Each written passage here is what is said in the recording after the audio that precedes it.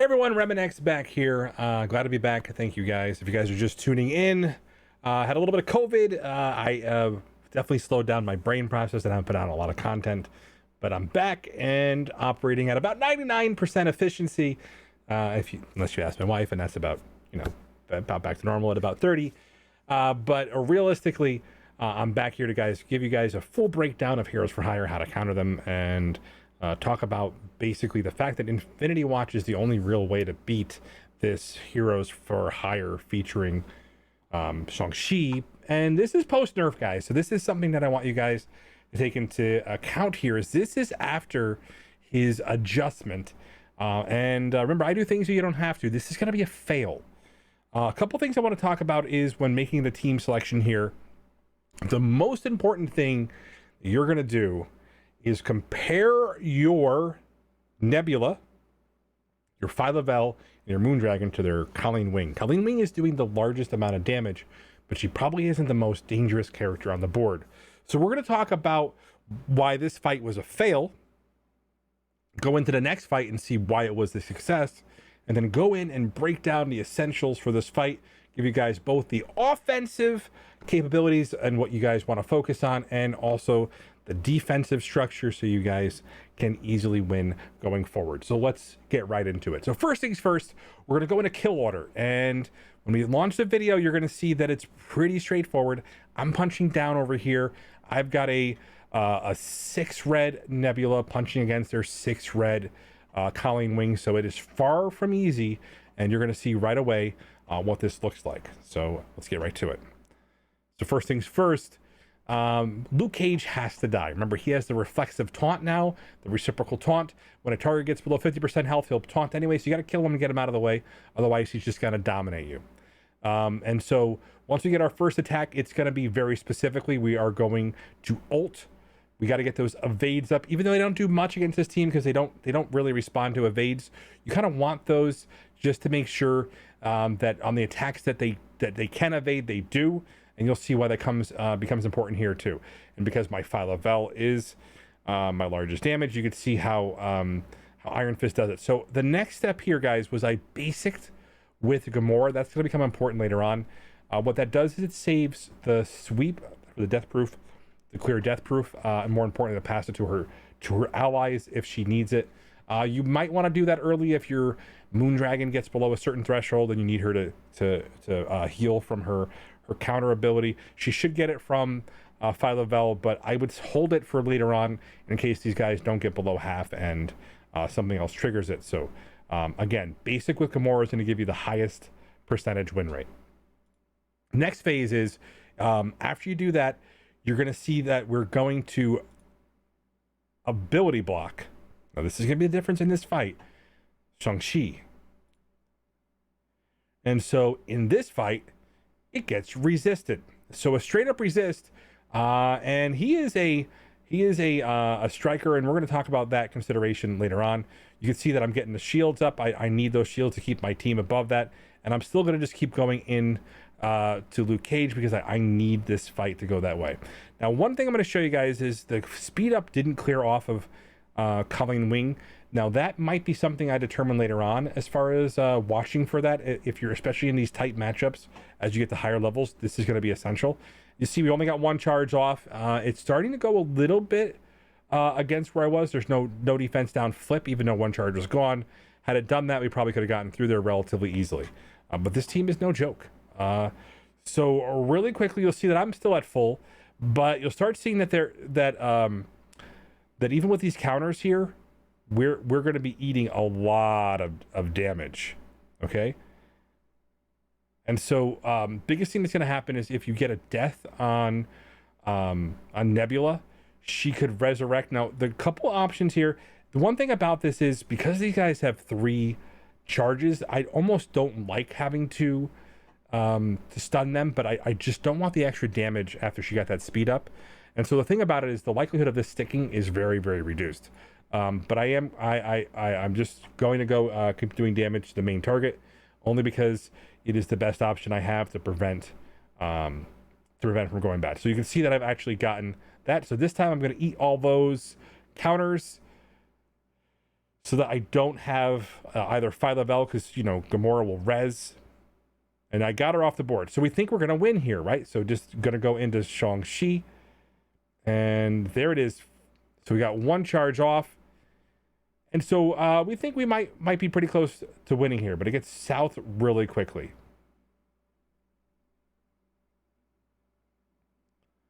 So it literally, once these characters, so once Colleen Wing gets back around, so look at that crushing blow. That was just so crazy. Once he got his ability, they had all their buffs up, and then the combination of Shang-Chi and Colleen Wing with that wombo combo left them in ruins here. And realistically, we tried to stun Colleen Wing. We did, but we also triggered her health threshold. Probably should have put it on Shang-Chi, but you can see it's just unwinding. Phi Level dies. And so that's a 6 red star Phi Level. I'm very, very powerful team. It obviously came down to this. So first attempt probably went the way that the fight's going to go, about I would probably say a 20% lose scenario, maybe even 25 if the block happens.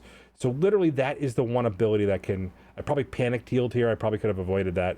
So because I ate a bunch of counters, killing her essentially, and not, and not being able to finish off the team. Again, in some cases, this might be enough of a attack to kind of clean up and leave for cleanup. That being said, I'm going to recommend that as an alliance that your wins are going to come down to if you can keep your Heroes for Hire counters as your Infinity Watch with Adam Warlock as the only option. All right, so you guys will see I quit that fight out. Now we're going to go to my win scenario, and same thing. I just want you guys to watch the difference in this fight. It is going to be literally a very similar set of attacks here, and a couple different things happen. So realistically, guys, you're going to see that I'm going in, and I am going to, same attack. Got to get into Luke Cage. Killing Luke Cage is the most essential option here. You can see they resist the heal block. Doesn't matter because we're just focusing Luke Cage. They're going to get their passive heals from Iron Fist anyway. A ton of damage. You're going to see that we actually for a moment there, we almost lose Phi Level. She is on the ropes. And then we got to go into to Luke Cage.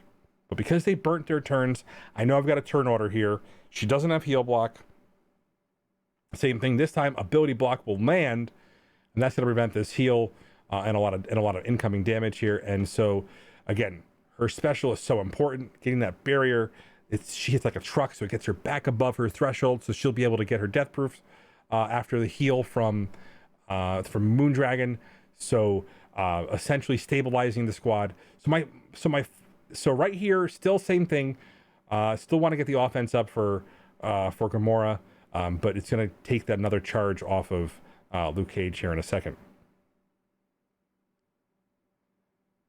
So similar situation. We're still getting down Luke Cage, but you'll see there's no speed up on it, so we're gonna have a little more time. So now we're just gonna take him off the board. So we save that special because we still want to be able to strip death proofs if they come up. And we're gonna do our stuns here. Same thing. She resisted. They both resisted because of their high resists. Didn't really matter because we're still gonna go back and kill Shang-Chi. Again, getting him off the board, being able to get rid of him before he gets his action where he's going to do his next set of abilities where he's doing his ult is a big deal because all these buffs mean he's going to hit this team really, really hard. So evades are kind of key. So watch for those speed ups on occasion. You're probably going to have to switch off targets if you see something out of the order. So because you got him low, we're going to steal that death proof. It's going to be very important to get so that we can get him down pretty quickly here. She's just going to annihilate him, and that is the win scenario. After we kill Colleen Wing here, because she's already low from just the splash damage, we're going to be able to isolate her and just put it on auto with plenty of time left over. The difference literally came down to whether or not you were able to ability block Shang-Chi. If he got speed up, he might have been a little bit different. This is an RNG fest, guys. It probably isn't fun for most of the folks playing War to watch a team that you've massively invested in with Infinity Watch potentially lose against a bunch of New York, Manhattanites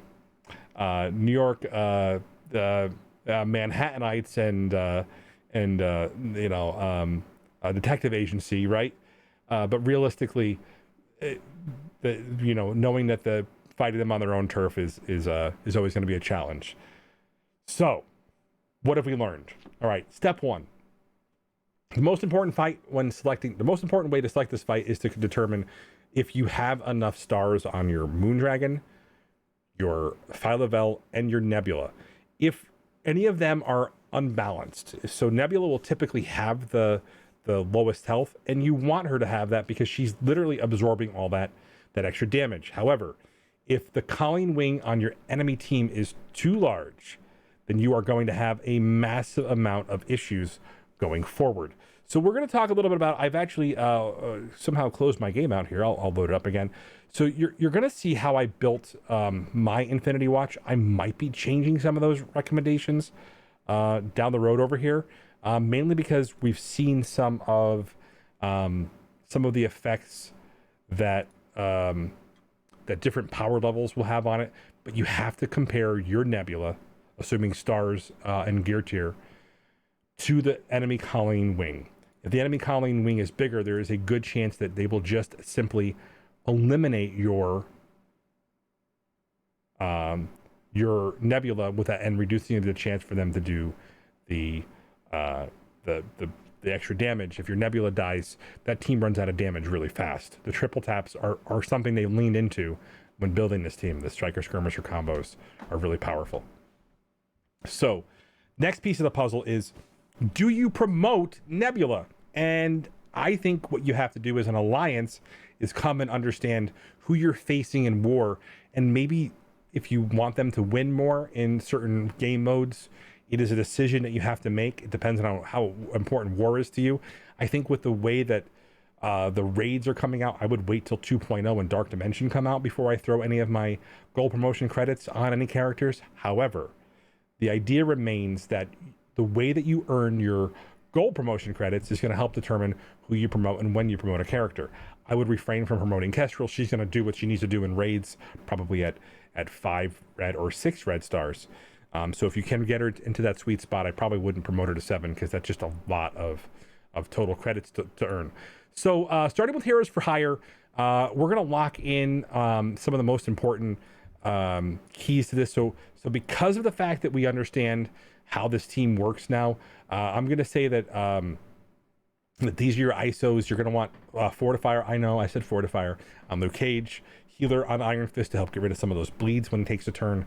Colleen Wing, Striker, and Misty Knight, Skirmisher to get those extra assists when they're out of their ability energy. And Shang Chi as Raider, just because the massive amount of crits that he has, being able to provide himself with additional deflects. You could see how that deflect can change the encounter simply by adding an extra resist to the rolls. So let's go back to Infinity Watch. You're going to see my Infinity Watch, and I think we have to kind of, if my Nebula at any point in time was like G14, I probably wouldn't have chosen that fight.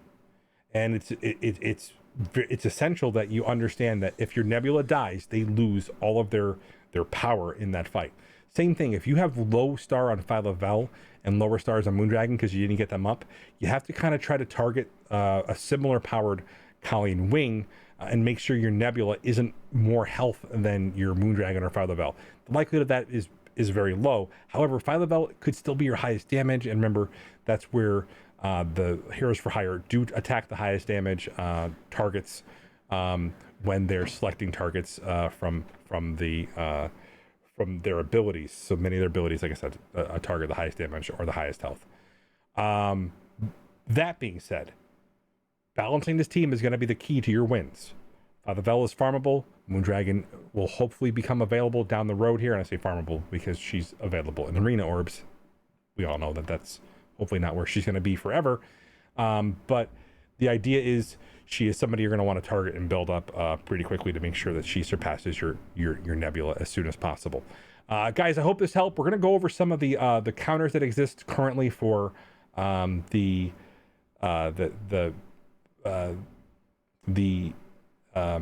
non-full heroes for hire without Shang-Chi, because we're still going to see teams without that. More importantly, the last piece of this puzzle I'm going to leave you with is how do you clean up an Infinity Watch that maybe your alliance mate left over. You're going to want a fast team. Believe it or not, if you have Hanger, Shadowland still works pretty well.